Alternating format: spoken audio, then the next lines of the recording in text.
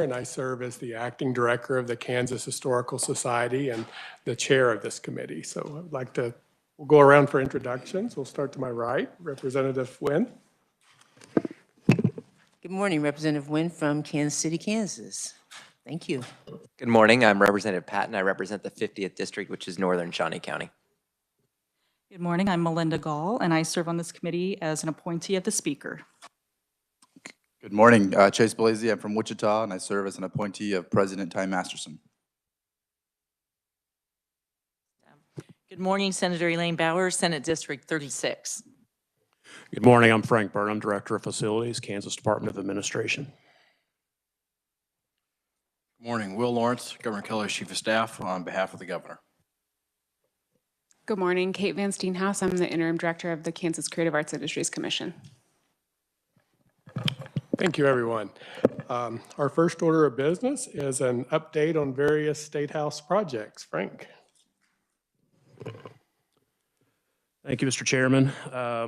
I just wanted to take an opportunity. It's been some time since we've been in person or had this committee, and we have some new members, new faces around the table. So I wanted to kind of update you on some previous items that had been discussed in years past, specific to State House maintenance and grounds, and then also show you some images of those projects.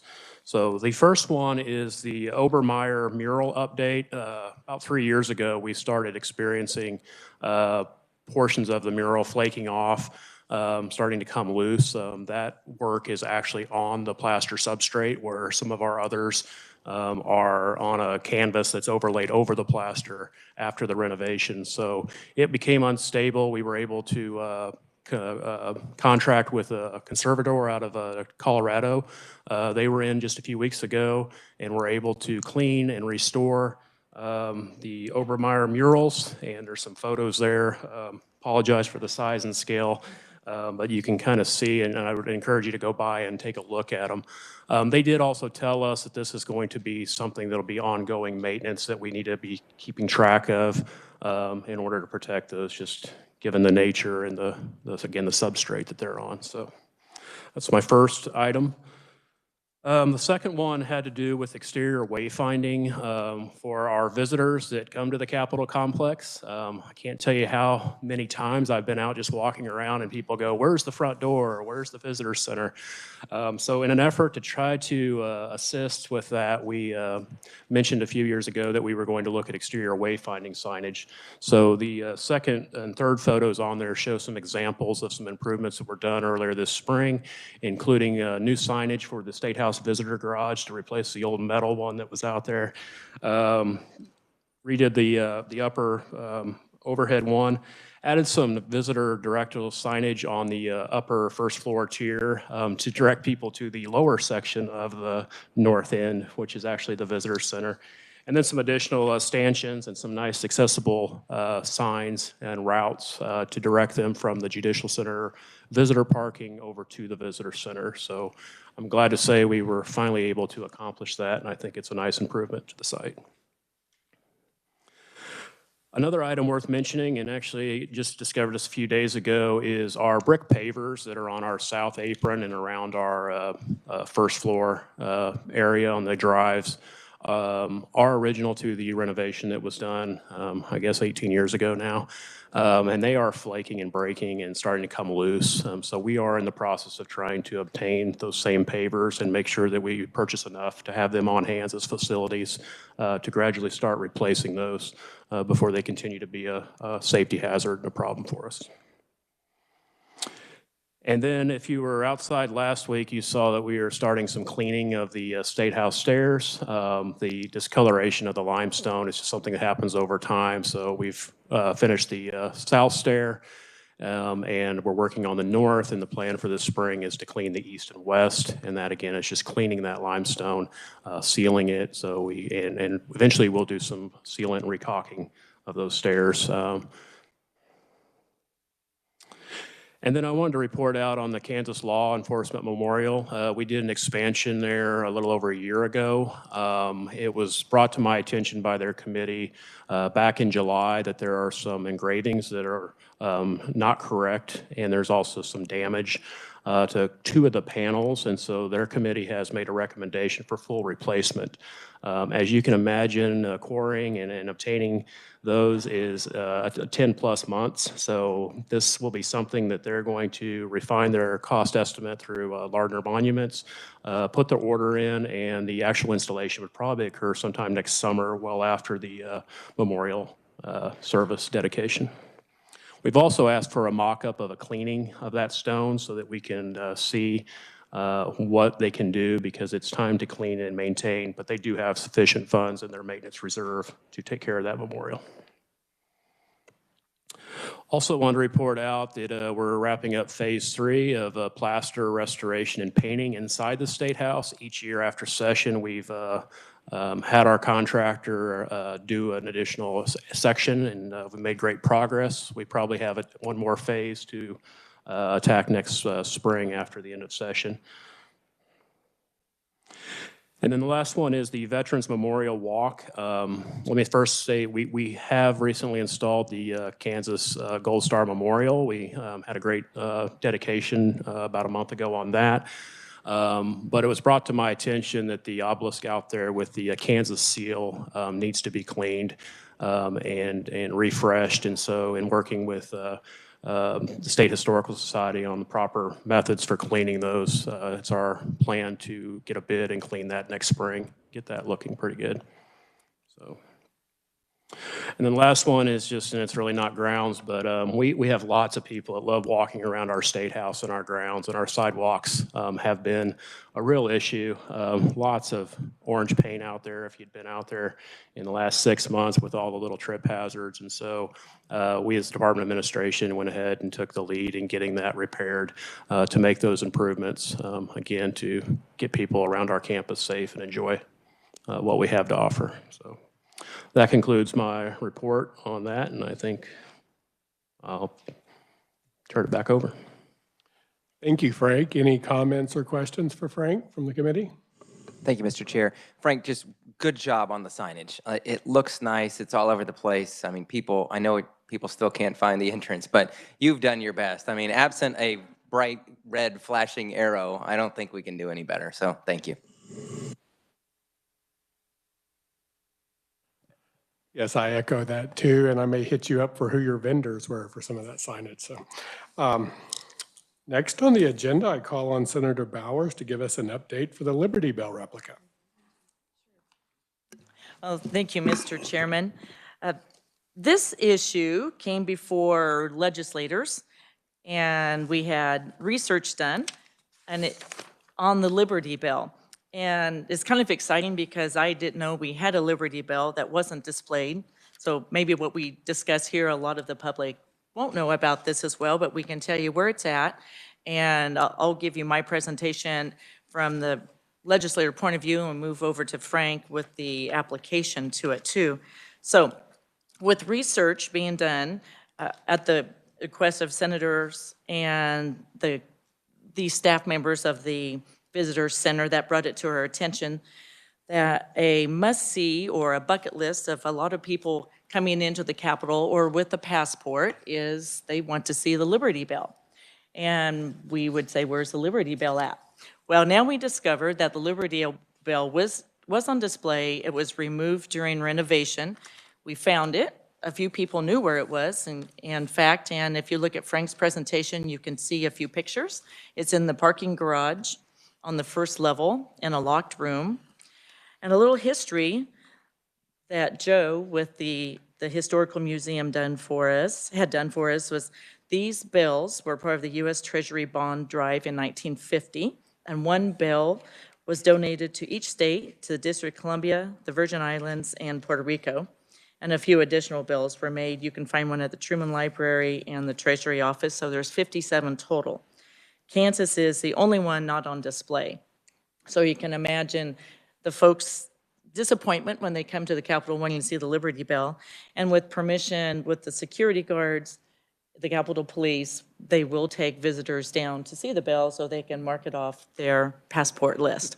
So it's it really intact, in pieces, 4 pieces, as you can see from the photo, in excellent shape. It does need some repair, and Frank can talk about that. I believe it's the yoke.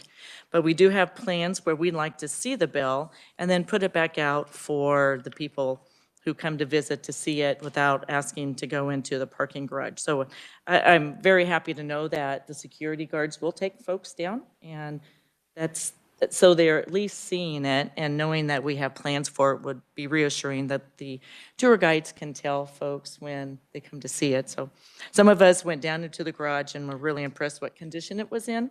So a little TLC, we can bring it back up. So I think that's my part as a legislator. We've had several folks asking us by email. We've been able to respond to them. So now moving forward, we have a plan. And if it's all right with you, Mr. Chairman, we'll let Frank take over. Thank you, Senator. I'll start by saying when Senator Bowers and Senator Dietrich brought me into their office and said, hey, we got this idea. We want to bring the bell back into the building, or we want to display the bell. I had no idea the size and scale of what this bell is. And I don't know if this photo does it justice, but as I went down and looked at it and did a little research, it's over 3,500 pounds. So it would require a massive lift and equipment and to put it. So we actually did start looking at potential locations within the State House. Feasibility and just getting it through the openings made that an impossible task. And again, it was determined during the original renovation that it did not meet the specific criteria of what was established for the different quads of the State House grounds. So we had decided it was not necessarily appropriate to put it back on the grounds. So doing a little bit of research, I saw where some other states had put it on their Capitol complex across from their State House grounds or on other state property so that people could still visit it and check it off their bucket list, as the senator said. And one example was Denver. They have it right across from the Capitol, and the clapper actually works. And so you can go there and the kids can ring the bell, which is a great thing, but could also be a little bit of a problem for us at some time. So the existing conditions are shown in photo 1. And then in the renovation plans that we have for the Docking State Office building, I thought it was a great opportunity to include that as kind of a focal piece of what will be the East Plaza that's shown there in the image number 2. So it would be there on the plaza, the heated plaza with facing the Capitol. And we can certainly affix the clapper so that we could make it functional for certain events or when the school children come over and do the tours, but maybe not while sessions or the chambers are full. We'll just have to see. But I just think it adds another great feature. And there's a rendering done there by our partners, Clark Huseman, that indicates what that would look like once it's all polished back up and put there on the plaza. So I thought it was a great opportunity to take it out of the garage, put it back out where people can see it, and just have another great conversation piece for visitors to our Capitol complex. Thank you, Senator Bowers and Frank. Do we have any comments or questions for either of them? I might mention, Mr. Chairman, we actually, when we were walking around the Capitol to see where we might display this inside, it was so big it wouldn't fit through some doorways. So we had a couple places, but we thought had potential, but truly didn't because it wouldn't fit. So I think outside is incorporated with the new building is very beautiful, but also functional too, which I think is important. And Frank, how have we identified funding? Is this totally state or? This would be included in the contractor cost for the total project at this point. And would you all like a vote from this committee to approve this plan at this point, or it's simply an update?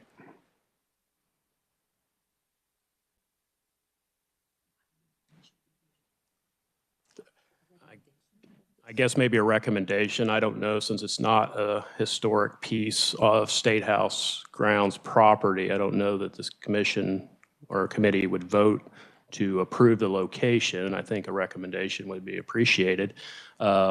But this was more of a update on solution to. Okay.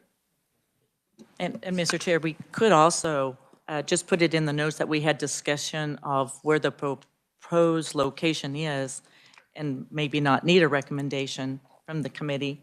So that's another idea. Thank you. And I think we have a question for Representative Nguyen. Thank you. And just generic question. So what is the maintenance? I mean, whose job is to keep it polished or what? I'm guessing that's going to fall on my shop as well. Again, these locations that I've seen at Denver and other state capitals, they are exterior elements that are outside. They're not covered. So I'm guessing like every other element. I mean, it did sit outside, is my understanding, at one point prior to the renovation. So I think it is designed to be outside. But yes, there will be some polishing and upkeep, I'm sure, and I would work with our partners. Thank you. Next, we will move to our subcommittee reports, and I call on Senator Bowers to give the update for the Ad Astra Subcommittee.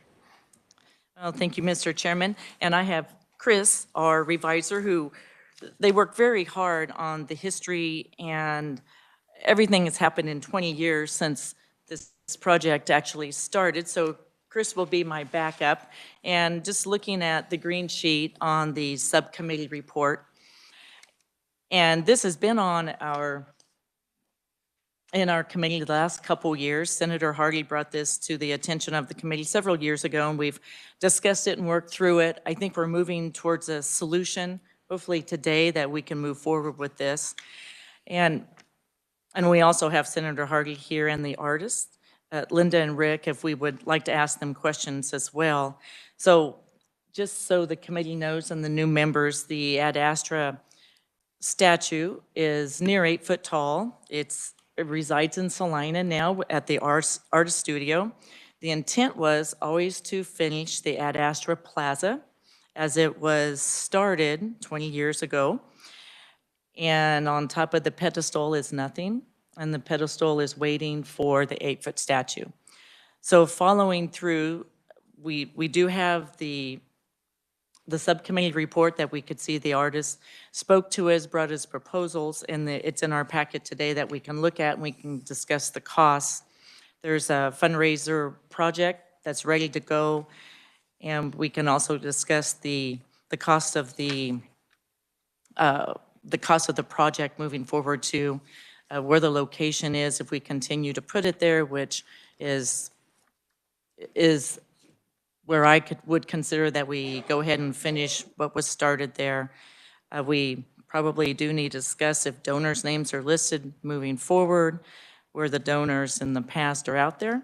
There's also a large pallet of bricks that come with the statue too in Salina, and that has taken up a large quantity of space that I've seen myself in the artist studio in the back. So it's a statue and the bricks, and then a lot of the project will fall under Frank's administration afterwards to continue to maintain and whatever comes with his side of the plaza maintenance through the years. So I think that's just a brief overview. I do want to tell you, staff, research, and revisers have worked really hard on this. The delay truly is going back 20 years to see what contracts were in force. If we called him the little guy, was mentioned anywhere in any of these contracts and works, and that we cannot discover that it was. And therefore, we have the revisers, our lawyers telling us we can move forward. We do need legislation proposed, I understand, and Chris will work that up for us too from the, well, it can't be introduced in this committee, but a legislator can introduce it. We would need that to clarify very much like we did the Eisenhower statue as well. So today, we just need to work out the details of the cost, how we move forward. And I know Frank would have some comments there as well, but that's just the overview of what the subcommittee did. And we spent a good hour or so plus working on this. And today we would decide how we move forward, if we move forward. So thank you, Mr. Chairman. Thank you, Senator Bowers. Do we have any comments or questions for Senator Bowers? Mr. Chairman, I wonder, Senator Hardy, did I miss anything that you would like to add? That in case I know you've worked much longer on this project than I have, and speaking for the group, but I do know you were the one walking around and noticed it wasn't there, and you represented Saline County, where the artist lived. And if you'd like to add anything that I missed, I'm quite content to let the chairman recognize you. Yes, Senator Hardy, please. Thank you, Mr. Chair and Senator Bowers and committee. It's an honor to be here representing the Ad Astra Plaza that sits on the southwest quadrant of the State House grounds. And as Senator Bowers mentioned, I was walking around just familiarizing myself when I was newly elected to the State House grounds, and I noticed that this particular plaza, it didn't strike me as being very interesting, except for the fact that I started recognizing names on bricks and plaques that were sitting in this plaza as being Salina and Saline County names, and I said, well, what's going on here? And as I started digging, then I found out that it was an unfinished plaza that was part of the fundraising process to raise the money to put the Ad Astra statue on top of the dome. And the reason it was needed was because in the original commission granted by the state of Kansas, there was a $500,000 commission that was given to the artist with the fine print saying, okay, here's your $500,000, now go out and raise it. And there was no help. And artists traditionally are not good fundraisers. And they were wonderful at making statues and sculptures, but that's their strong suit, not the fundraising part. And so I found out that plaza was the fundraising mechanism to put the statue on top of the dome. Well, the statue did get there, but there was, as you may or may not know, there were complications getting it on top of the dome, and at the time, Governor Graves had to come up with, I think, $700,000 more to add some structural stuff to the dome so that it could hold the statue up. And when that happened, when the statue hit the top of the dome, all the fundraising stopped. Well, it stopped before the artist was compensated for the work that had been done with the statue itself. And so now this project is not a new project. It's a continuation of an old project to complete the plaza and to make the plaza really shine. The statue will be a magnet to draw people to that part of the State House grounds, and it'll be a great asset for the State House grounds, and you know, it'll contribute to all the other things that people find interesting here at the State House. So that is pretty much all I was going to say, and I would stand for questions. Are there any questions for Senator Hardy? Thank you, Senator Hardy. I had a couple questions. I reviewed the installation cost breakdown that you received from the local contractor, who I have worked with, and I'm assured they can complete this job to our satisfaction. With this being 100% private raised funds, to be clear, the facilities management, no cost to the state. There was a couple things I saw on here. Transportation for the bricks was included, but I saw no mention of a trip to pick up the plaques if they are a 6-month item, or transport of the sculpture itself. So I would want to make sure in your fundraising efforts that we have included all of those additional costs that aren't in this proposal today, so we can see it complete. That's a great question, Mr. Burnham. We intended to have all of those costs covered, but I just received this quote yesterday, literally, and so we were not able to iron out all of the little details associated with it, but the assurance is that there will be no cost to the state. Fundraising will take care of the cost of the entire project to install the remaining portions the Ad Astra Plaza. Thank you, Senator Hardy. Are there any other comments or questions for the committee, for Senator Bowers or the? Yes, Melinda?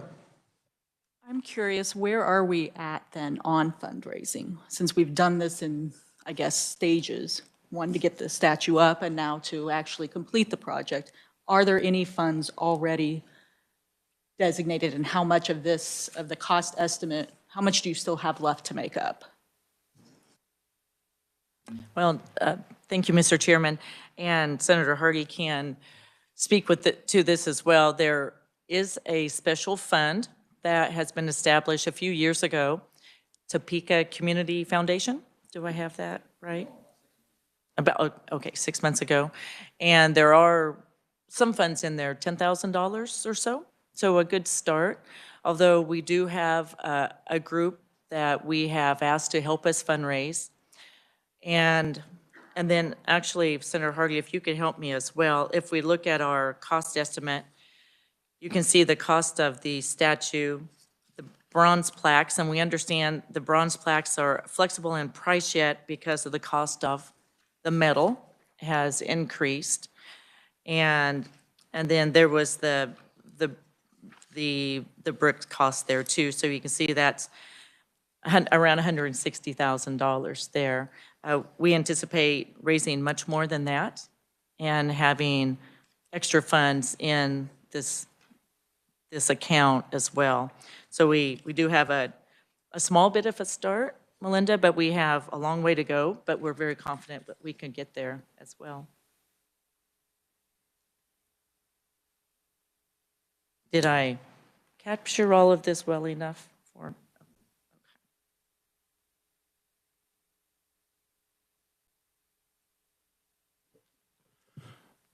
So I guess I would support the project being completed to the original intent of what was put forth before. And I understand that the bricks have already been stamped. I've seen them myself, that those donors need to be recognized.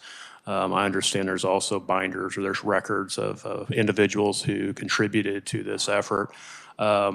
My concern moving forward is that I think at least this committee ought to weigh in on if this is a single approval because of what was previously approved. I don't want to set a precedent for naming rights on State House ground, monuments, or anything of the sort. I think it's an area that we should discuss as a committee before we would take an action.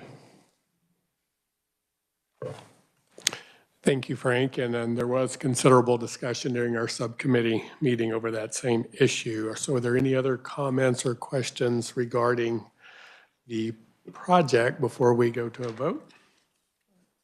Yes. And likewise, I would support, it's unfortunate 20 years have passed, and I've been here 22, and I remember when this came. But that I think in, the one-time clear statement could close that door on future issues, but, around here. But I think if you can make it clear, I would support it also.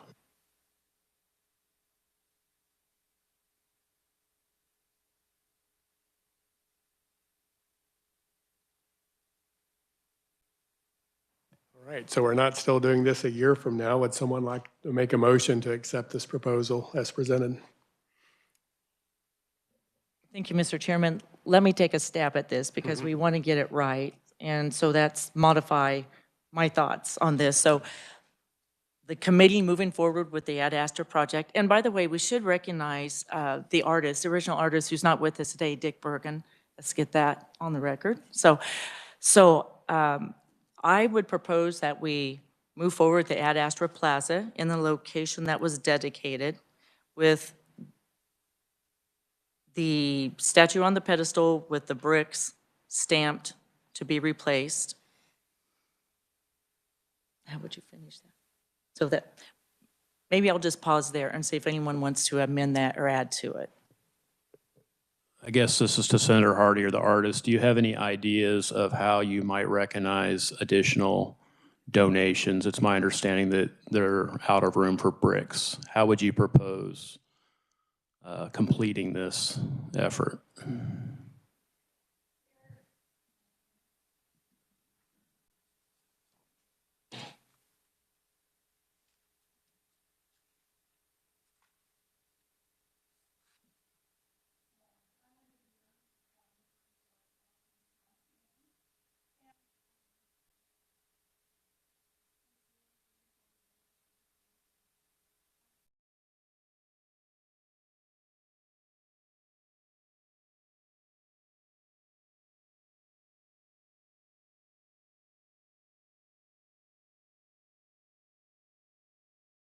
Plaque, oh, thank you. There's still partial room on one plaque, and then there's an entire additional 20 by 36 bronze plaque that will go on the granite wall along with, and so those are still available. And our desire is, and we're hoping that Randall will be able to, you know, we can do this with no more than 5 to 10 more donors and complete the project. And so that is the goal, and there wouldn't be any more additional names. The bricks are done and all the other names are there. So that would be the last of it, and there'd be no more. So, thank you. I'll stand for questions if you have any of me. Any questions for Linda? Thank you.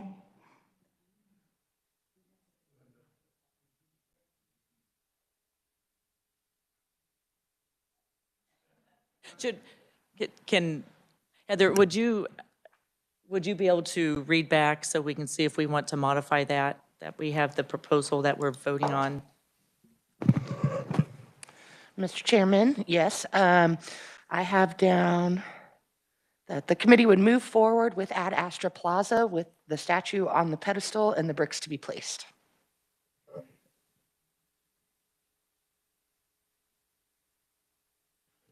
I guess I would support the suggestion that was made that the additional donors would be identified or recognized on a single plaque, if that is agreeable.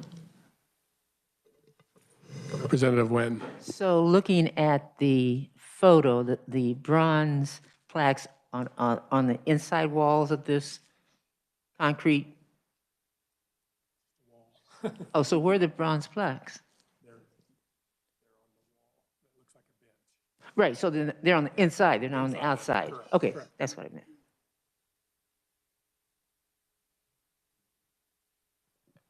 Okay, I think we have a motion and a second. Is that what your intention was, Frank? That's second. Any other comment from the committee?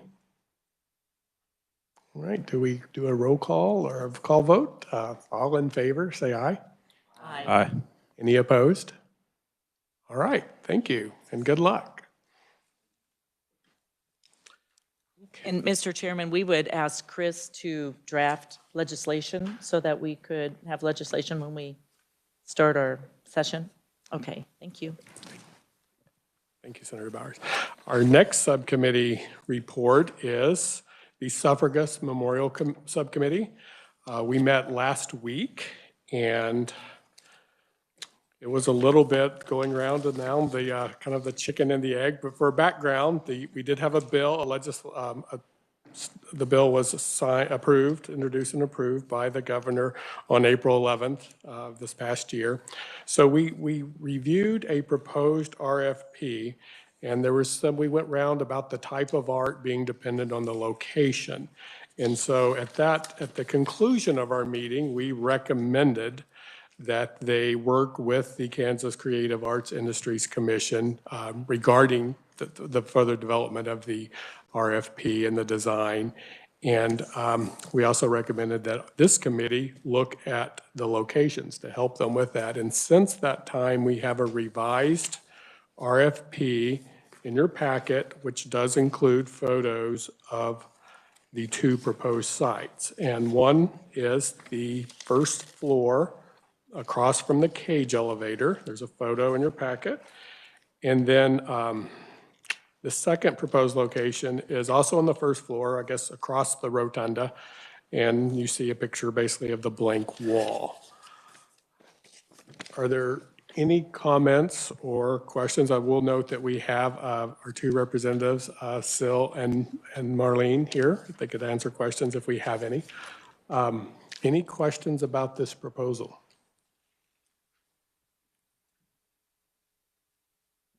Mr. Chairman, I guess I would for our ladies. Have you narrowed down with working, are you working with the art community on what you have in mind, what you would like? Or are you still interested in us offering the 2 spots to you and then you choose? Have you come to a little more thought with this? Thank you. Marlene Merrill, and I'm representing the Suffragette Committee. No, we haven't. We thought that it was important to identify the site so that we can move forward. We refined the RFP because we wanted to make sure that it was clear when we were asking for artists to be able to select that artist, that whatever design would be maintenance-free, would not be bolted to the floor.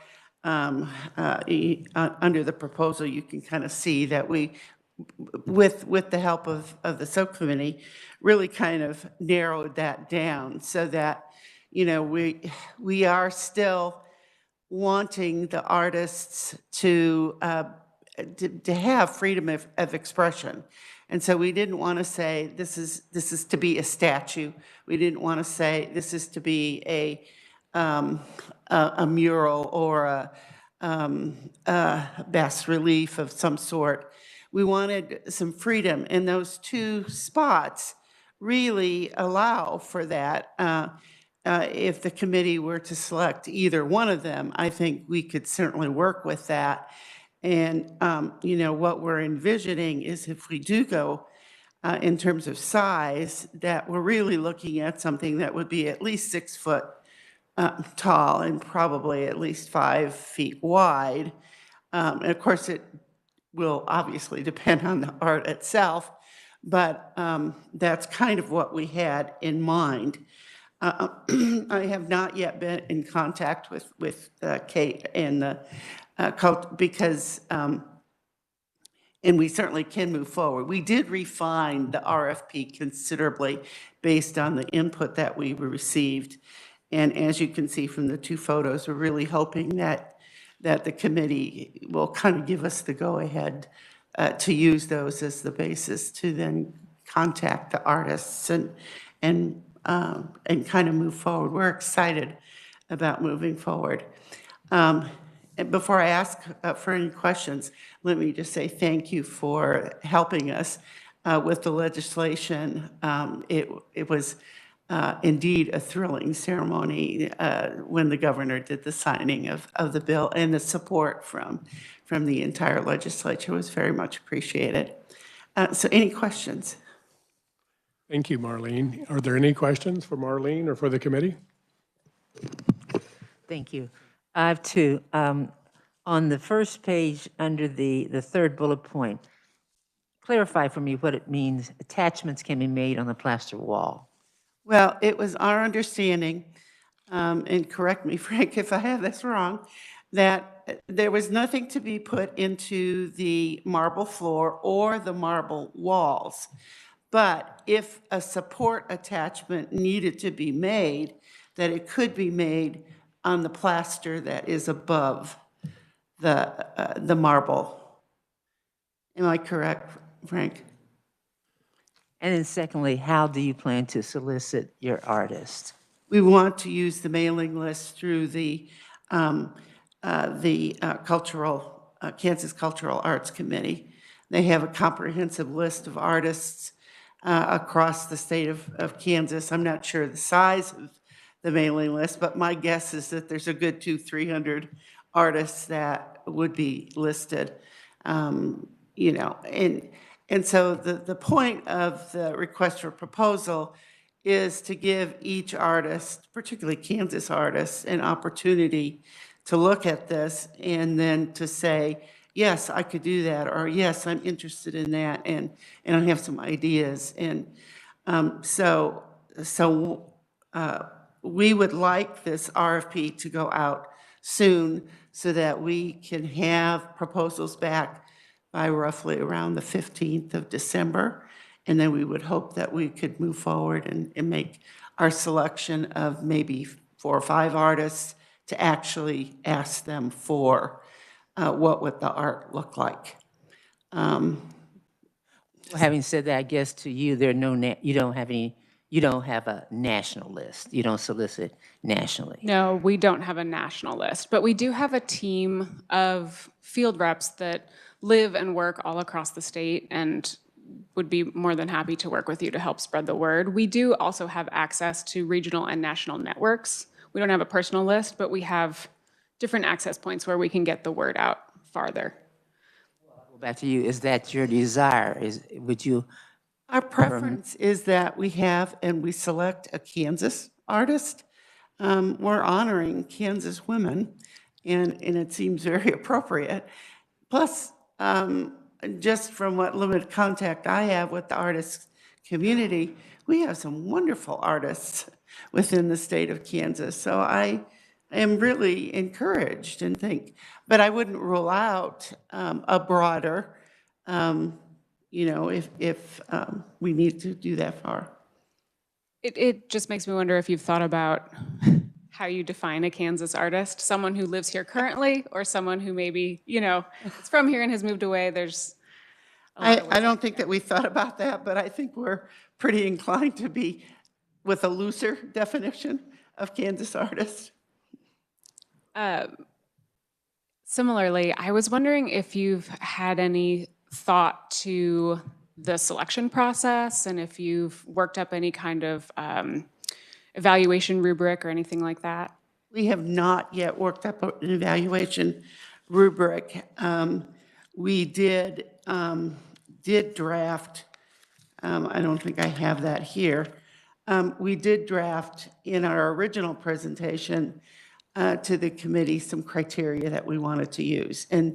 And that would serve as the basis for developing a rubric to do that. I think that would not take long.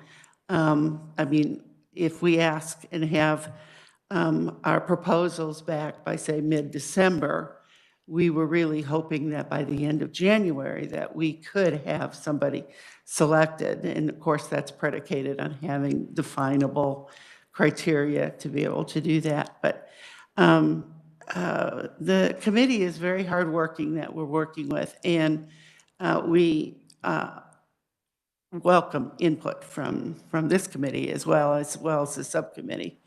And you're kind of going to be our expert in terms of that aspect of it. So yes, we do anticipate being very collaborative. I was just going to say I'm happy to assist, so Thank you. We can get in touch. Thank you, Frank. So I appreciate that you've kind of refined the dimensions since we last talked. I do want to bring up for the full committee here a concern I brought up. You mentioned 5 foot wide. The depth of this element, especially if it's a freestanding element with a sturdy base, based on the proposed locations, as mentioned in the subcommittee, those areas directly off the rotunda are heavily used for memorial signing, for inaugural. I mean, we've used them for a variety of things. There's lots of setups that occur. So I would like a little more clarity or direction as to what we would be approving if it's that location. Because if it requires stanchions and ropes out in front of that element, it really starts to impede that space, which limits our ability to use that space. And I'm a little confused on that second photo exactly where that is, if that's in a traffic area or a hallway, and what that element starts to do with that size and scale. Seal took the photograph, so it is kind of in a hallway, that second space. And there's a section of the on that first floor where it's kind of on the side a little bit. And the way it is that it's like an inset, for lack of a better way to describe it. But Seal, can you describe that a little better than I can? Right. Excuse me. Yeah, there's, you have the rotunda and the four hallways going east, north, south, and west. This is one of those transition points between the rotunda and the larger space beyond it. And I was trying to indicate in the proposal that if that space is chosen, that it would be a wall mount or a mural. And I believe the marble in those locations go up to about 4 feet high, and that slight recessed area is about 5 feet wide. And so a bas relief might be a really good option for one of those. I was not thinking of a freestanding statue in that area. The freestanding would be only in that corner across from the elevator. And I understand that, or we understand that if it is freestanding, it needs to be smaller. So when Marlene was talking about 6 feet high and 5 feet wide, those are kind of the wall, if it was on the wall. We were hoping to have something that told a story, and we were concerned that something really small or like an individual person or head even would not tell a story. So we are looking at something larger, which might take us back to a wall mount or a mural. Thank you. Thank you, Sil. Frank? So follow up, I could support a wall mount inside that alcove because again, restriction of egress, also visually impaired. Having anything that's going to be out in the opening would be a non-starter for me. Right, and know some of those little resets already have plaques in them. So nothing that's large is what we're talking about, but you're already using them. So to clarify, Frank, for the one location, we need to specify a wall mount mural of limited depth. And if we use the location across from the cage elevator, we also have to be concerned with the depth of the sculpture. We may want to say wall mount or something that would fit inside of that enclosure, not necessarily a mural, because it could be a relief, it could be something, but it would be out of the areaway of traffic or. Thank you. Any other questions or comments from the committee, especially since we will be approving either of these locations with our recommendation?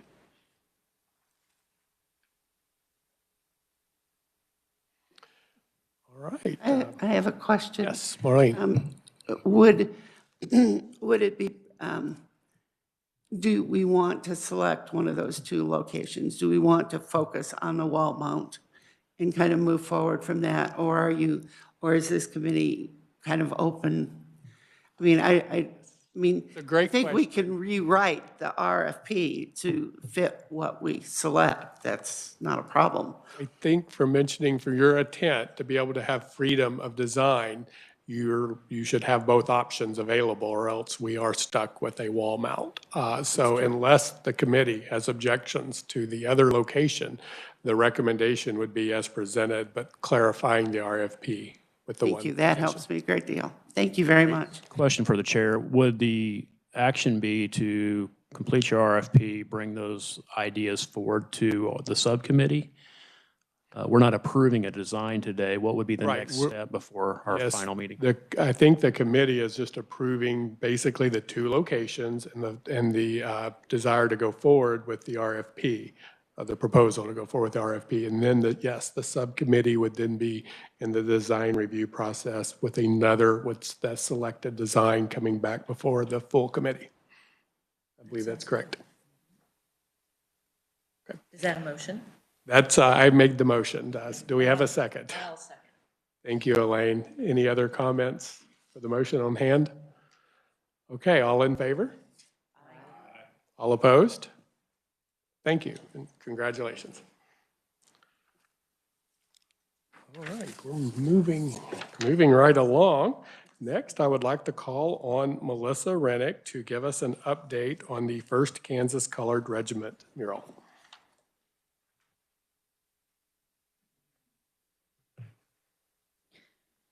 Good morning, Mr. Chairman, committee members. It's great to be back with the Capital Preservation Committee.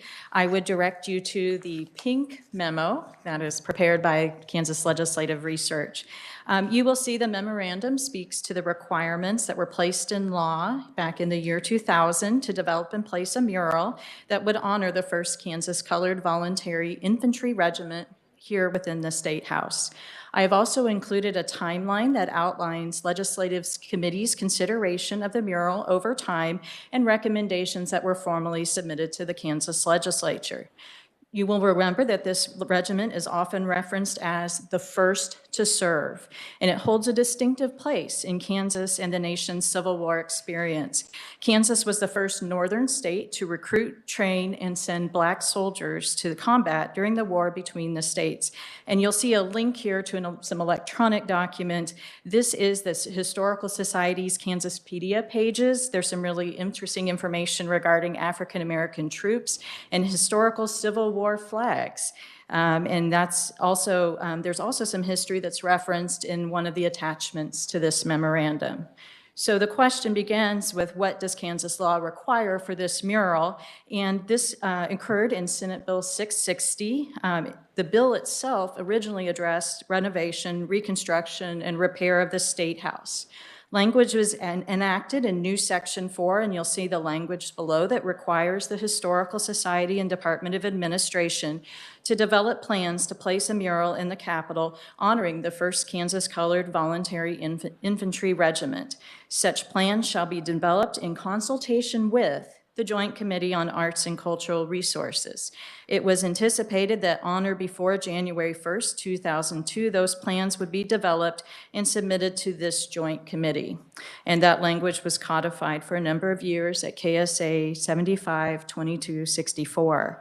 The requirements were modified with enactment of 2013 law, and that is House Bill 2216, which among other things eliminated the joint committee, and the statute now reads simply that first paragraph, that there's a requirement that the two entities develop plans to place the mural in the Capitol to honor this regiment. So how did the mural become part of Senate Bill 660? This is on page 2. And so the bill's subject matter through most of the process until the House Committee of the Whole was relevant to the Capitol renovation bonds. It was a big issue during that session, and the bill was moving with some speed, being considered fairly late in the regular session by Ways and Means, the Senate, and the House Committee on Appropriations. The matter was referred to the General Government Budget Committee, and it made recommendations which further addressed the bonds. The language that is important to this committee and what we're talking about today was a House Committee of the Whole amendment. That was an amendment that was offered by then Representative David Haley, and that is the language that you see in the statute. The amendment was adopted, the bill was passed by the House, the Senate concurred in House amendments, and the governor approved this language on April 19th, 2000. So what I've put together is, now that we have the law creating the requirement, where did we go from initial passage in 2000 to today? Much of this will address the work of the Joint Committee on Arts and Cultural Resources, and that was primarily my experience with this law and requirements. And so I'm just going to work you through a few of those particular places as that committee provided oversight and review. There are also some key markers that are included in gray. Those were things that were happening in the legislature or the creation of this committee, which then affected perhaps the trajectory of the mural itself. So in 2001, this was the first opportunity to review in either minutes or formal committee report recommendations the mural. This is a pretty historical part, and the marker here is that during review of topics that were before this joint committee, the executive director of the Historical Society made a recommendation that due to other renovation and improvements to the Capitol, the decision on the location of the mural be delayed. This was someone who's preceded Director Chin. This would have been Dr. Powers at that time. And so you will see a formal report recommendation that the decision on the location of the mural to honor the regiment be delayed until after the completion of the capital restoration program, and propose legislation to transfer the authority of implementation of the mural from the Historical Society and the Department of Administration to the Capital Restoration Commission. That did not occur. The oversight remained with the Joint Committee. Again, the mural came up the next time formally was in 2007. And so you'll see, again, there was discussion as the committee was receiving renovation project updates that the State House architect included the future use of art in the Capitol, and the planning for and installation of the mural was provided in testimony submitted. The committee chairperson, this is a formal recommendation, suggested the committee meet during the 2008 session to discuss the mural and its installation, as well as the need and possible locations for permanent exhibitions in the renovated areas. I find no record of that meeting. Joint committees at that time were under proviso language that limited or restricted their meeting times during the session, and so there was no formal record of this committee taking on that item during the 2008 session. In the 2008 interim, it was back, and so the State House architect submitted a written report regarding renovation topics, including this mural. The mural report indicated that there was an informal State House mural committee, and it would be submitting its report to the State House Art and History Committee during the 2009 session, and then a final report would be made to the Joint Committee. And committee members requested additional information, and I've included that here for you. At the time, the State House Art and History Committee was the executive director of the Historical Society, the Secretary of Administration, and the Director of Legislative Administrative Services. The role of that committee became subsumed by your committee, and so the committee is not functioning today.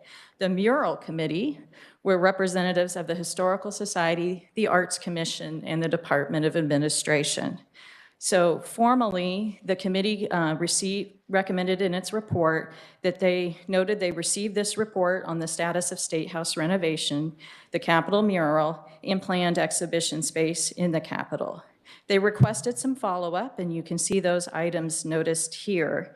And I have also attached the report of the State House Mural Committee for your use. I believe in the attachment as 2-3. These are from the formal minutes of the Joint Committee on Arts and Cultural Resources. Concurrent to the discussion on the mural, that was Senate Bill 54. And Senate Bill 54 was introduced in January of 2009, and hearings were held in both the House and Senate. And the bill then was further referred, and the 2010 hearing was held in the House Committee on Economic Development.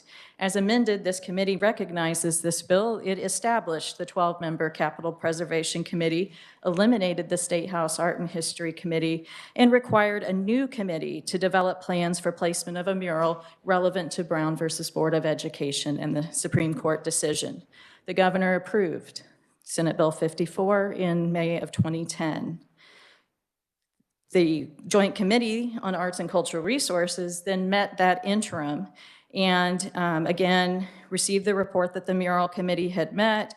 There was a development of an outline for the acquisition specific to the 1st Kansas Colored Voluntary Infantry Regiment, and draft stages 1 and 2, a request for qualifications, request for proposals, and call for the artists were developed.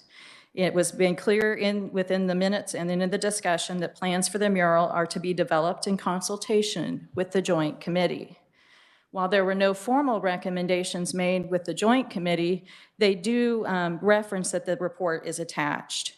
And the draft RFP and call for artists are part of your committee's record. It was submitted to the Capital Preservation Committee in October of 2010.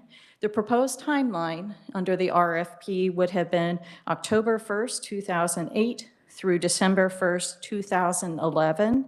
The budget suggestion was $250,000 with $100,000 earmarked for the artist. The Capital Preservation Committee is now online, and it began holding its initial meetings in 2010. And the review included the mural committee recommendations for the Kansas First Colored Voluntary Infantry mural, and those were used to become your planning documents for Brown versus Board of Education. So those documents were the first step into the Brown versus Board mural, and then were modified significantly upon discussion of the Capital Preservation Committee. But those were your foundational documents for creating the Brown versus Board mural. In 2011 interim, the Joint Committee is still meeting at this point, and they noted receipt of the Capital Preservation Committee report and encouraged the committee to move forward with the planning for the Brown versus Board mural. And they expressed appreciation for the updates and work that was being done by the Capital Preservation Committee. The 2012 interim, there were no formal recommendations or discussion regarding the first Kansas Infantry mural, only a general discussion of the Capitol and tour of exhibits. But this is the final time and meeting of the Joint Committee on Arts and Cultural Resources. And so in 2012 interim as well, Capital Preservation is now moving very conveniently, very quickly, efficiently on the discussion of the mural for Brown versus Board.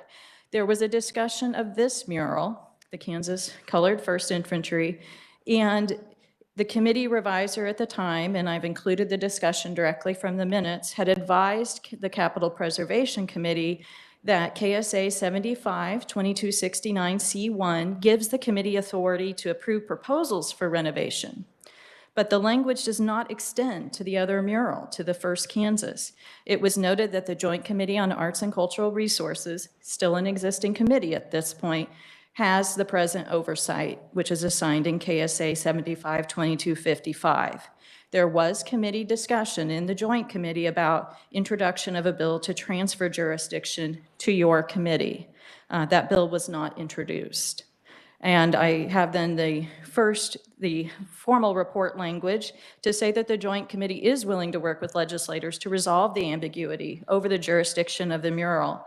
If necessary, the Capital Preservation Committee would be willing to assume responsibility for this mural. So that was a formal recommendation from the Capital Preservation Committee.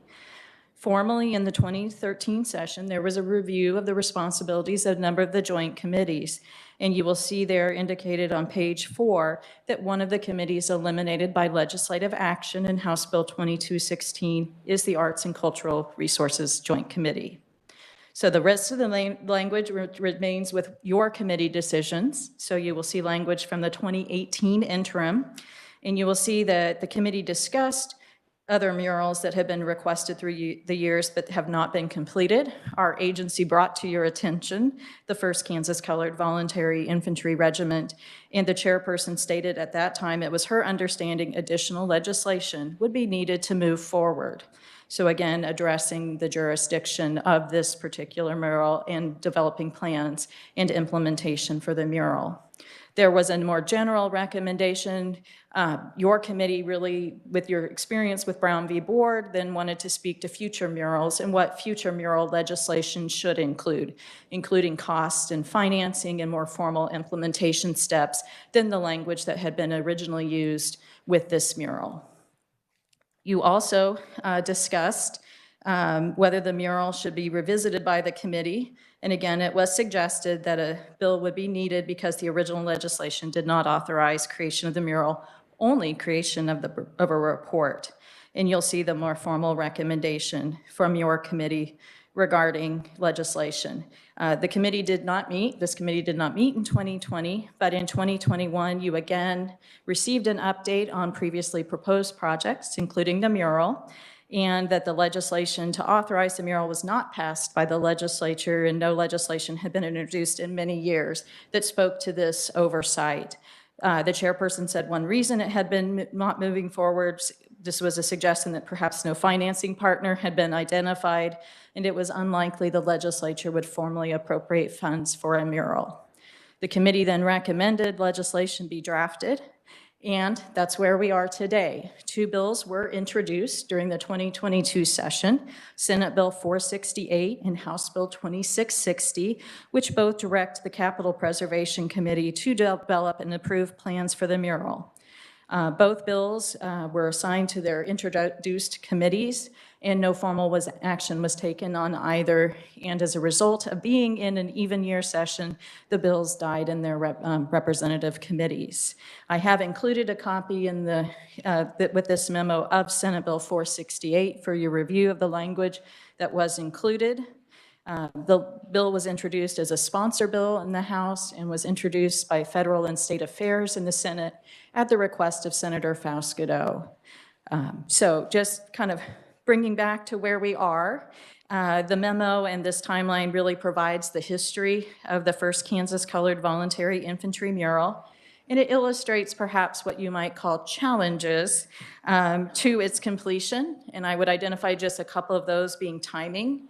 So the committee was advised on the renovation and building improvements and the progress of those in the State House. Planning, so you have an intersection with a new committee, and now you have oversight or concern from two different committees with two different purposes. And then the oversight committee ceased function by result of law. And then you also had monitoring and oversight challenges, which really came to the role of this committee and what the implementation expectations would be. And you have addressed that with clarifying legislation that was introduced, but no action was taken during the 22 session. So, Mr. Chairman, that is a way that we have moved through 22 years of history from the original enactment of Senate Bill 660. And I'm happy to stand for questions regarding the mural. Thank you, Melissa. That is quite the odyssey there. Any questions from the committee for Melissa or in general?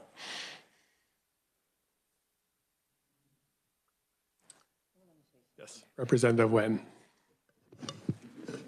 So just to break the silence, I would hope that we could move forward and overcome the political hurdles so that when we get into at least the House, you can speak to the Senate, that the significance is clearly understood as the suffragette memorial, as the military, I can't remember exactly the name of it, but that's my hope.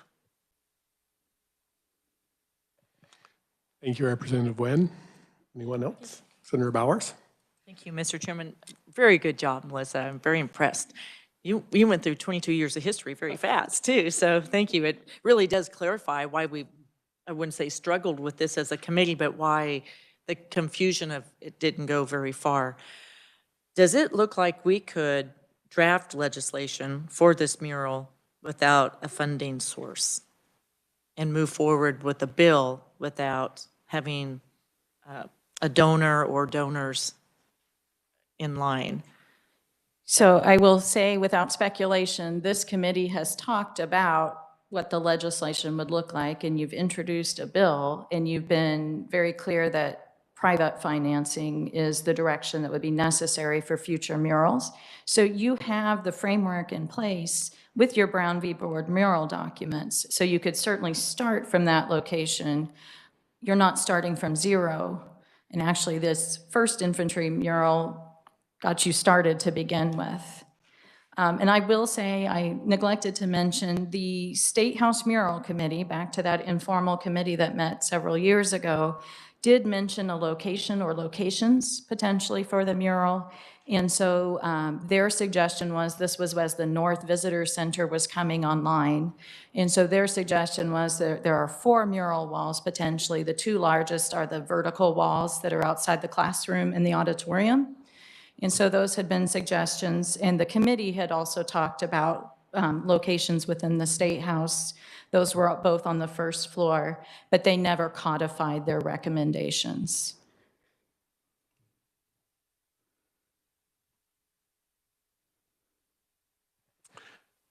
Frank?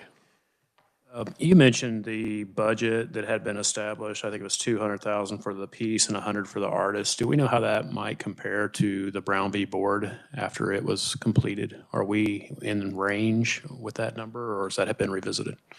We can certainly look into that and give you any final numbers that we might be aware of. Since it was private financing, I'm not sure how much information was publicly reported, but we can certainly compare RFP to RFP. Thank you. Okay, any other questions?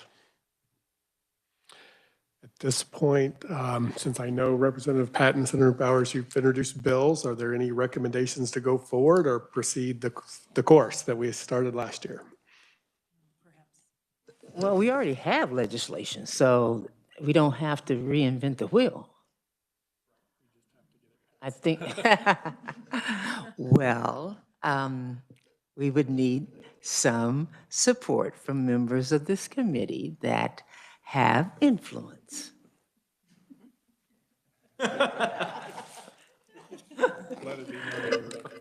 Yeah, I was looking outside the window at the exit sign. No, but honestly, and all joking aside, it appears that we're in the spirit of trying to clean up what we've started and never finished. I don't know if it's polite to say it like that, but let's finish things before we all die.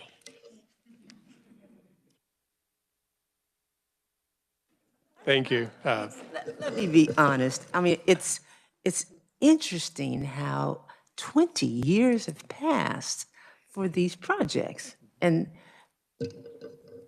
that just doesn't make sense. We're very intelligent people. Senator Bowers. Thank you, Mr. Chairman. I would be happy to recommend that we move forward with legislation on both sides of the building to start the process very similar to Brown versus Board.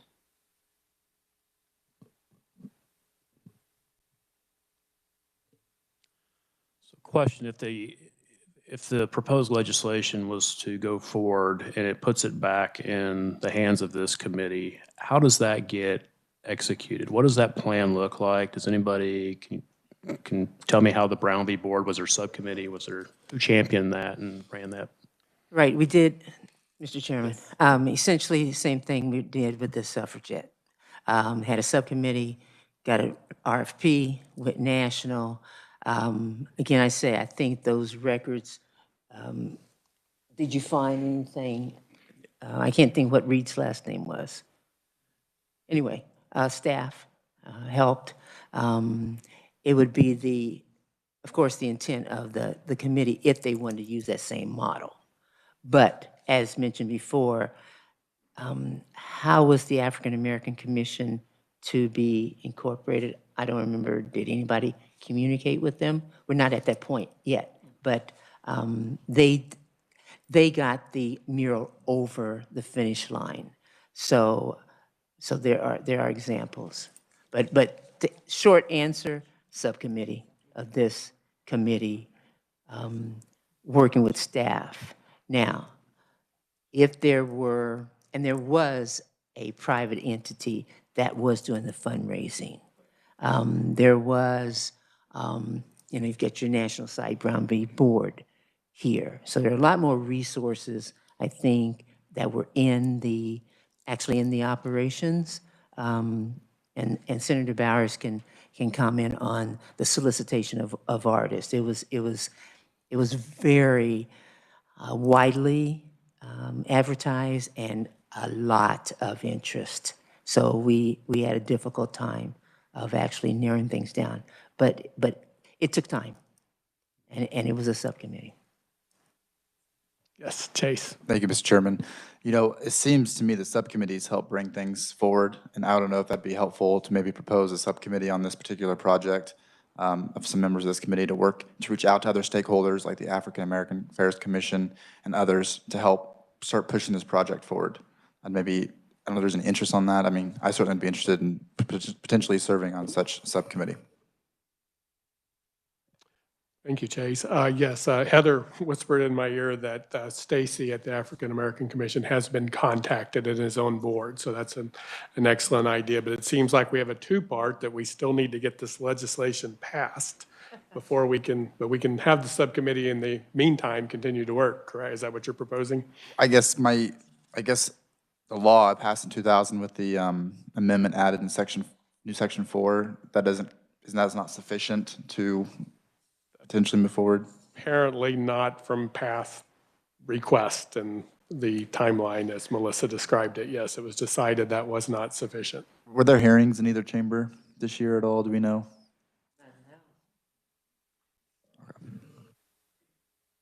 Frank? So I guess with that being said, with our recommendation, do we not just recommend they reintroduce the language, but the language we add language to kind of set forth a plan, and would that help potentially move that forward instead of just, we're going to give it back to to this group? I mean, do we cite the example of the Brown v. Board? Do we provide a little bit more content, and maybe that needs to be introduced into as to how to execute the plan versus? So I have a question for research, I guess. Was that listed in then Senate Bill 54, the fact that capital preservation would set up a plan? I think it was. I don't have it.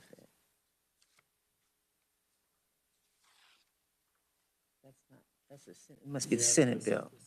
I'm talking about the Senate Bill 54. Yes, so Senate Bill 54, Mr. Chairman, Representative Wynn, yes, that was clear. The mural was made part of your implementation language for the Capital Preservation Committee, and it was clear that it was assigned to the function of this committee.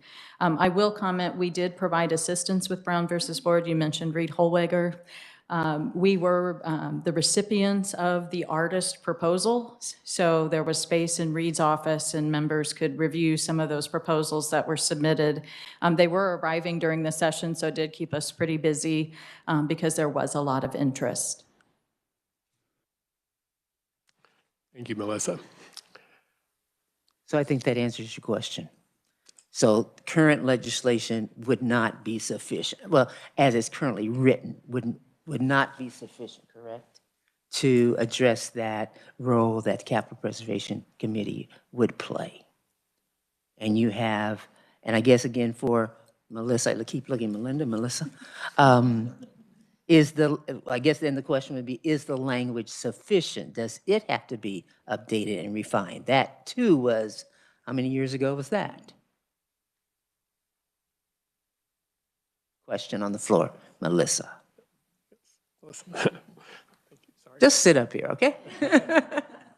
Get no steps in. So that was language from 2010 law, and I'll defer to Chris. Your language, if you look in Senate Bill 468 in Section 1, does assign this mural to the Capital Preservation Committee to develop, and it adds and approve plans. So essentially plans to place a mural. So that puts the word approve there. It removes it from the earlier place in statute, which it was simply developing. So approve, which to me, and Chris can comment, would be very specific to you will cross the finish line with completion of the mural. And you're referencing line 11, correct? That's 10 and 11, that's correct. A distinction from the prior law. Okay. So I guess that further answers your question, Frank. It's pretty smart just to go short distance area. All right, any other comments, Frank? So perhaps we could, I guess, make a recommendation or a motion that if this would pass, we would proceed with forming a subcommittee to take up this so that we wouldn't have to wait till this time next year to start. Yes, I think that was the intent of what Chase had mentioned, and that we should go. Chris. Thank you, Mr. Chairman. I did just want to add to the subcommittee point. That is what this committee did last year for the suffragist memorial, was move forward with legislation and recommend a subcommittee at the same time. So that can be done in tandem. Senator Bowers. Thanks, Mr. Chairman. A question for Chris. Did you write the bill last year? Yes, I did. Is, with the discussion we've had here, is this ready to go again? Or would any modification from what you've heard here that we would change? No, if the committee is okay with the language as is, then yeah, it can be ready to introduce day one or earlier. Thank you, Chris. Any comments then on the legislation as introduced last year before we proceed?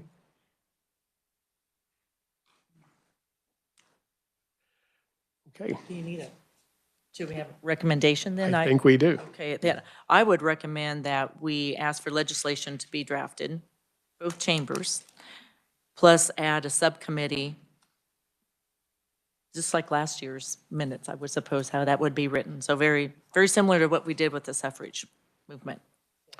Thank you. Representative Wynn seconds. Any other comments or discussion before a vote? All right, all in favor? Aye. All opposed? All right, motion carries. Maybe we'll finally get somewhere. Thank you. Do we need to discuss the subcommittee naming at this point, or? Yep.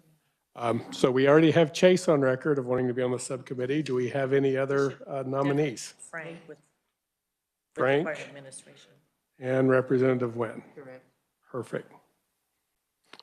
And I look forward to working with Chase.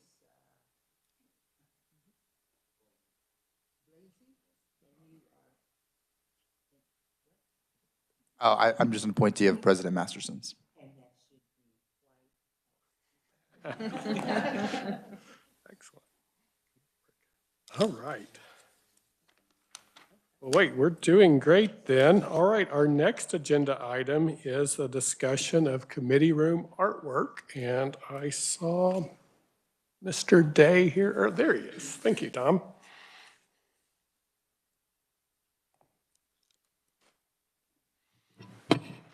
Thank you, Mr. Chairman. I am Tom Day, Director of Legislative Administrative Services, and good morning to all of you. I was put on the agenda, I believe, to discuss a little bit of artwork for the committee rooms and a little historical or background information. As you know or may know, most of the artwork or some of the artwork that was in the committee rooms for many years was taken down for renovation purposes when the building was remodeled and renovated, and has never been put back up. And many of the art pieces of artwork, whether they were photography, whether they were actual artworks of oils or watercolors or whatever, were actually owned by some committee chairs throughout the years. And some of those committee chairs put the artwork up into the committee room that they would normally meet in and had some significance to that committee. I remember a former House Utilities chairperson put some artwork in one of the committee rooms that he normally met in that had significance to him, which were airplanes, oil derricks, some of those types of artwork. Now, they were all his, so he took them when he no longer was a member of the legislature. So going back to about 2021, I met with this committee, met in front of this committee, and told the committee that we had received a donation from an anonymous donor to provide artwork for the committee rooms, and so that we could go purchase some or do whatever we needed to do to put artwork back into the committee. This committee, with approval from the Legislative Coordinating Council, I was told to come to this committee and tell them that we had received the donation and that for us to work with the Historical Society to make sure that any artwork that we purchased or received was okay with the Historical Society, whether that artwork was of historical significance, whether that artwork was just from Kansas artists of Kansas landscapes, Kansas paintings of grain silo in western Kansas, whether it was the largest hand-dug well, just all types of different artwork that are available out there. One of the things that, as we move through the last year and a half since the donation was received, of course, we redid all of the rooms with virtual meeting infrastructure. And so we had to wait until all of that was in place before we knew what walls exactly were going to be available. And I have been looking at artwork for the past year to figure out what we wanted, what may be available out there. There are many Kansas artists out there that do artwork of landscapes, some beautiful landscapes. Whether we want to spend, you know, $5,000–6,000 for one painting, which without real security of that painting, hopefully would never walk away from the walls that they're hanging on. But with that in mind, I have been looking all over the state for different artists in different galleries, online with different prints. Maybe not an original artwork. A lot of photography out there, some beautiful photography out there. And it's just what the Capital Preservation Committee would like us to go forward with as far as, do you want historical type, something, you know, with the women's suffragist movement? We do have a lot of that kind of stuff already in the building. All throughout the building, whether it's in the hallways, whether it's on murals or whatever, or whether the committee really wants us to focus more to look for, you know, just landscapes or pictures of the railroad going through Quinter, Kansas, or whatever the case is. So I have put out a feeler to a representative of the anonymous donor to find out what they had in mind when they donated money. So that representative has not gotten back to me yet, but hopefully we'll have an answer on that as to what they would like to see in the committee rooms, or if they just made the donation and left it up to us and the Capital Preservation Committee to move forward with whatever types of paintings are deemed significant. And like I said, they could just be landscapes around Kansas through the, you know, everybody wants to paint the Flint Hills, or everybody wants to paint Konza Park. But there's a lot of other ones out there, like further west out in Pawnee County with Monument Rocks and Cheyenne Bottoms, and you get out to the Liberal and Ulysses areas. There's a lot of great artwork that has been done in those areas as well, basically all over the state. And there's some beautiful pictures also of Bill Snyder Stadium, Memorial Stadium in Lawrence, Pittsburgh State University's football stadium, just some great photography and artwork of those as well. So, you know, just whatever the Fred Patton's law office, great painting of it.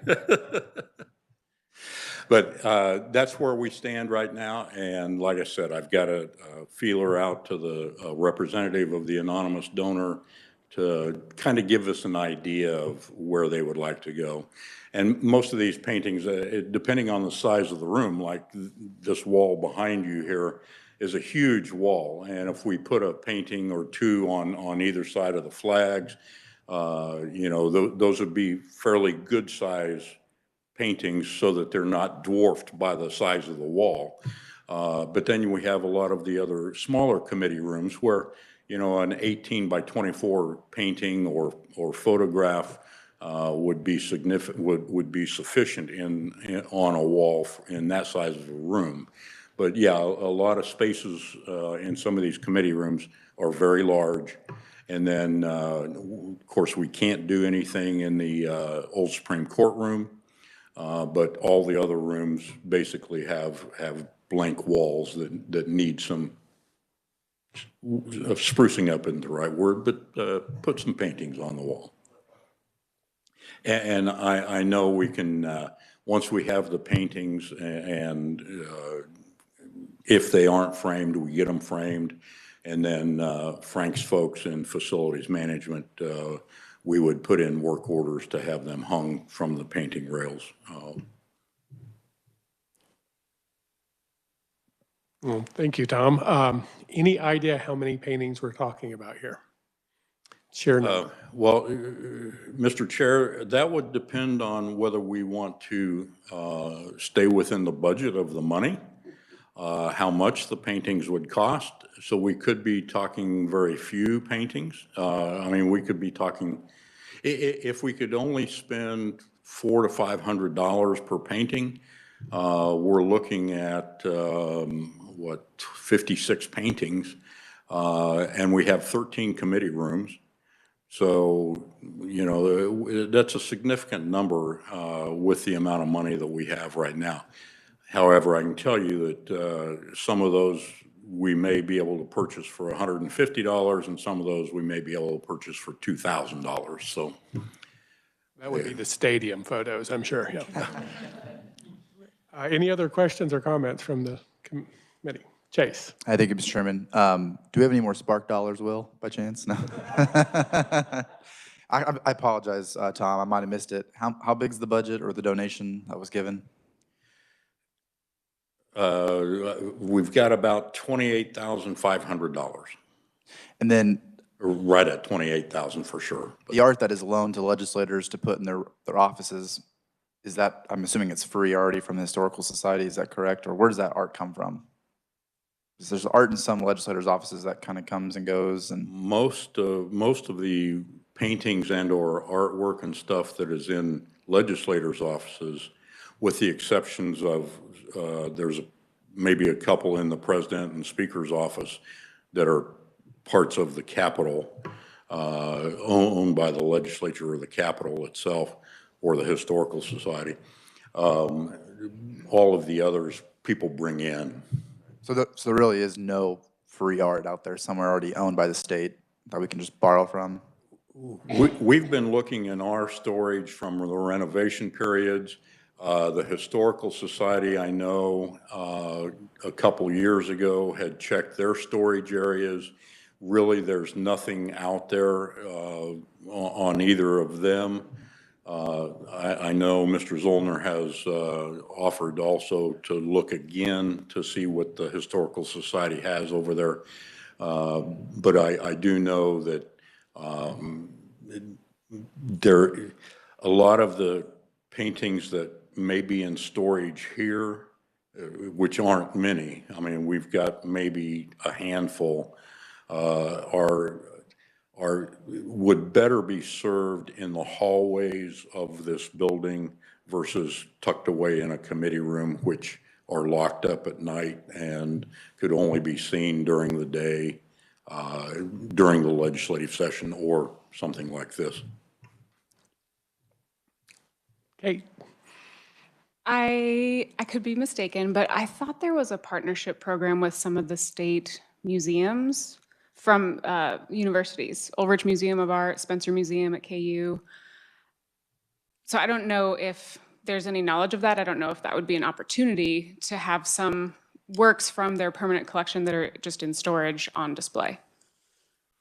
I do know there are some of those, but they're pretty particular as to who they donate those to, or not donate, lend those to. I do know when I worked for one of the executive branch state agencies for many years, we used to have a partnership with the Topeka Art Guild. And once a month, we had an entire wall within our building, down a hallway, which the public would see every day when the public was coming in, as well as the employees of the agency. We used to partner with the Topeka Art Guild, and every month they would bring in a new artist. All the paintings were for sale, and whatever they sold was great for the painter and or the artist. And, you know, those kinds of things. But most of those type paintings were only in the 8.5 by 11. Maybe you'd get a little larger than that type painting, but they were pretty small paintings. And, you know, we might have had 20 at a time But it helped them showcase their artists as well as helping the artists sell some of their paintings and watercolors and photography. Thank you. Any other questions or comments from the commission? Senator Bowers. Thank you, Mr. Chair. Just floating around in my head, Tom, would you like some help with this? Would you like a subcommittee to help sort through? Like Kate would be an excellent person to put on and volunteer. Would you like to have someone help sort this all out with you with different ideas? Frank and I talked about it. If each county had a certain size photo painting they could present to us as a print. There's lots of ideas out there, but if you'd like to keep going it alone, we could do that and have a report, or I'm sure there's some of us who would be happy to work with you and help you. Senator Bowers, I think at this point, until I get a true answer from the donor as to exactly what they had in mind, to go alone, but always have Mr. Zollner to back me up, and if he feels that we could bring in some of the other folks to help with this once I either take photographs, take snapshots of them so that I can have them online and I could shoot them out to the entire committee to see what they thought without really putting a price tag on those, so that doesn't sway anybody's mind as to whether I purchase that or whether I don't purchase that. But yeah, and going back to Ms. Van Steenhuizen,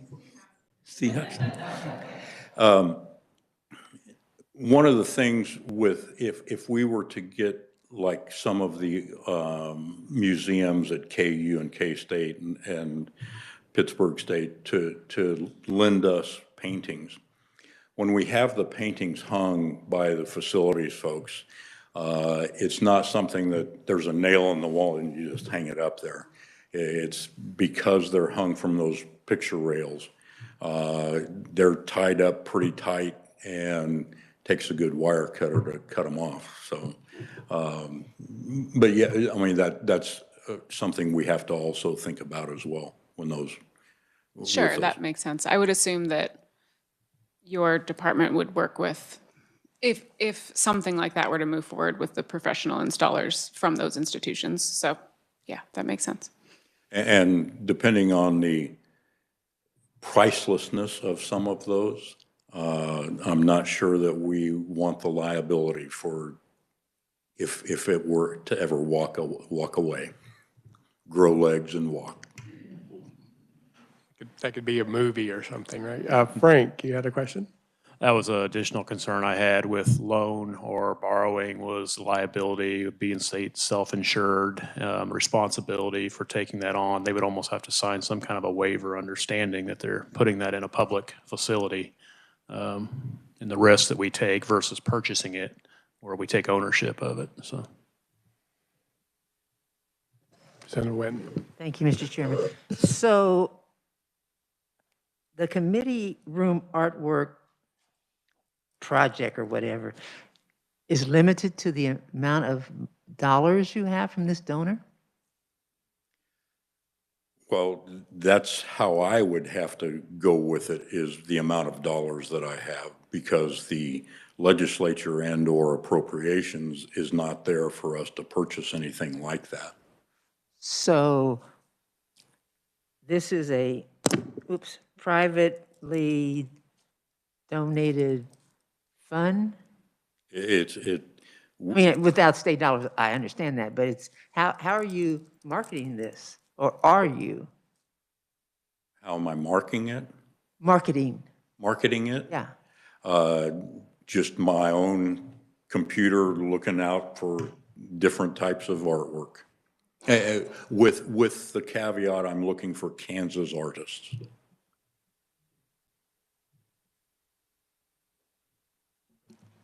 Thank you, Mr. Chairman. Tom, I remember in my early days here that KDOT would supply photos and our assistants would have them out in our front offices and their Kansas landscapes. And I wonder if that's an avenue of like free stuff. But as you mentioned, Senator Bowers, that's photography. And is the donor specific or not specific about what do they want photography, or do they want real oils and watercolors and pencil drawings and those types of things? Kate? Thank you. One last comment, and then I'm done. I was just going to say, the Emprise Bank in Wichita has a vast collection of Kansas artists. If you're just looking for some names, I'm sure they would be happy to help if you weren't already in touch. There are some great, when you Google Kansas artists and Kansas artwork, there's a fantastic list of names that come up.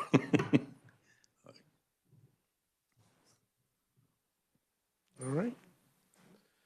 Sounds like a tall task, Tom. If there are any other comments or questions? Well, since we will proceed and wait for your follow-up and then maybe readdress if there's a subcommittee needed in the future. Thank you. And with that, we have completed our agenda items for the day. Short time, Heather did ask me to remind you to fill out your travel vouchers and to turn them into her by the end of the meeting here, so we can get those processed. Are there any other discussion, comments? Melinda? I wanted to maybe make a motion that we might add language to commend the work of Jenny Chen and what she has done on behalf of this committee, acknowledge the year she served, not just the State Historical Society, but specifically this committee. Yes, thank you. That's very well done. Is that something we will draw up and present it? How do we actually do that? How would you like to do that? I think we're all in agreement. Say, if there's consensus, I think Heather will add that to the report. Perfect, thank you. Anything else? Oh, Melinda? I also wanted just to also acknowledge the passage of the Gold Star Memorial, since that is something that was from this committee. I know Frank's report will cover, the work and the maintenance that will go into that, but I wanted to make sure that it was acknowledged that the legislature did pass and the governor did sign that Senate Bill 330, and make sure that's in our report. Thank you. And with that, we are adjourned. Thank you.